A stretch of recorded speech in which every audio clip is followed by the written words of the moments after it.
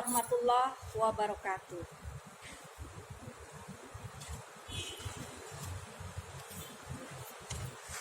Selamat pagi Ananda semua.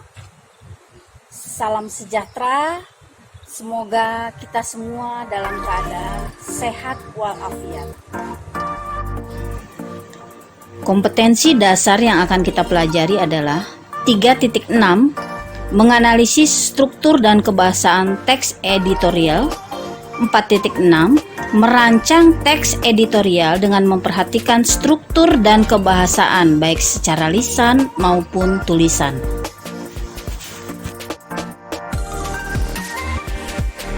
Tujuan pembelajaran dan materi kali ini adalah peserta didik diharapkan mampu menganalisis struktur dan kebahasaan teks editorial dengan benar.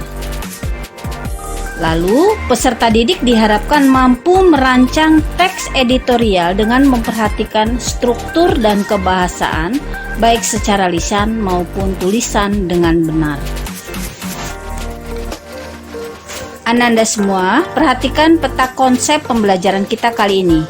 Teks editorial. Materi yang akan kita pelajari adalah: pertama, menganalisis teks editorial. Kedua, menyusun teks editorial.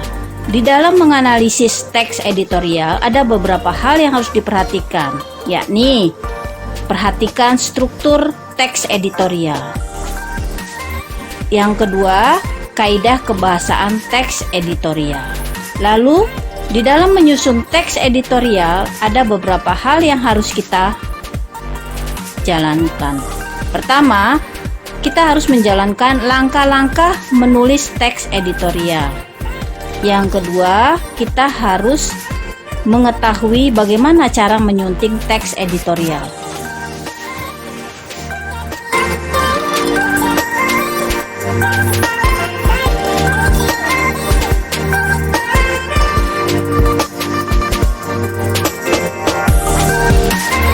Selanjutnya, perhatikan pembahasan mengenai struktur teks editorial. Struktur teks editorial, bagian yang paling atas kita kenal dengan pengenalan isu. Bagian yang kedua, yang di tengah-tengah adalah penyampaian argumen, dan bagian yang terakhir adalah simpulan. Di dalam pengenalan isu, kita harus menjabarkan pendahuluan yang berisi pengenalan terhadap peristiwa. Selanjutnya, di bagian yang tengah atau di bagian penyampaian argumen, apa saja yang harus kita paparkan? Pertama, kita harus memaparkan peristiwa, masalah faktual, berisi pro dan kontra. Lalu, argumen 1, argumen 2, dan seterusnya. Itu bergantung pada argumen yang disampaikan penulis. Lalu berikutnya adalah pernyataan penyelesaian. Di bagian simpulan atau bagian terakhir adalah penutup yang berisi penyelesaian terhadap persoalan yang dikemukakan sebelumnya. Kaidah kebahasaan teks editorial. Apa saja yang biasanya terdapat dalam teks editorial? Pertama, kata populer. Contohnya, carut marut, geger, bergosip. Kata populer ini merupakan kata-kata yang akrab bagi khalayak umum. Kata temporal, tempat peristiwa, contohnya 5 tahun yang lalu, sejak era globalisasi, dan lain sebagainya.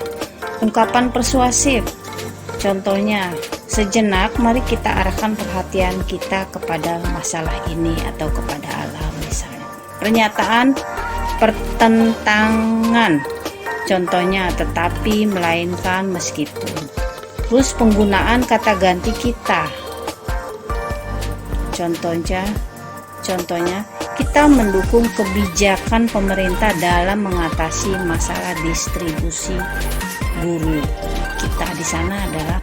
Selanjutnya, langkah-langkah menulis teks editorial. Ada beberapa langkah yang harus kita lakukan di dalam menulis teks editorial. Pertama, penentuan isu. Ini biasanya berupa peristiwa masalah yang berupa pro dan kontra. Lalu pengumpulan fakta yang bertujuan untuk memperkaya informasi terhadap peristiwa yang akan dibuat dalam teks editorial. Lalu pengorganisasian fakta sesuai dengan kerangka dengan memperhatikan struktur teks editorial. Yang terakhir adalah pengembangan kerangka menjadi sebuah teks editorial dengan memperhatikan kaidah kebahasaan teks editorial. Selanjutnya, perhatikan cara menyunting teks editorial. Apa saja sih yang perlu kita sunting di dalam sebuah teks editorial? Kita bisa menyunting segi isi, struktur, ejaan, atau kaidah. Kalau dari segi isi misalnya kesesuaian isi dengan topik utamanya, kebenaran fakta, atau penting tidaknya permasalahan itu diangkat. Lalu kalau dari segi struktur, apakah sudah lengkap, logis, dan jelas penyampaiannya. Lalu dari segi tanda baca atau ejaan, kebakuan dan ketepatan, serta diksi kata. Dari segi kaidah berarti keefektifan penggunaan bahasa yang ada dalam teks editorial. Sekian penyampaian materi teks editorial kali ini, semoga bermanfaat untuk Ananda semua.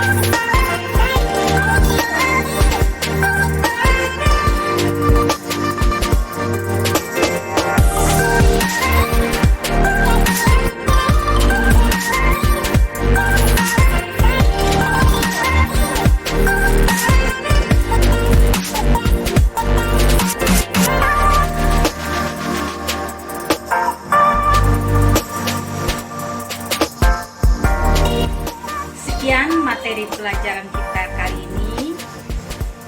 Sampai jumpa di lain kesempatan. Assalamualaikum warahmatullahi wabarakatuh.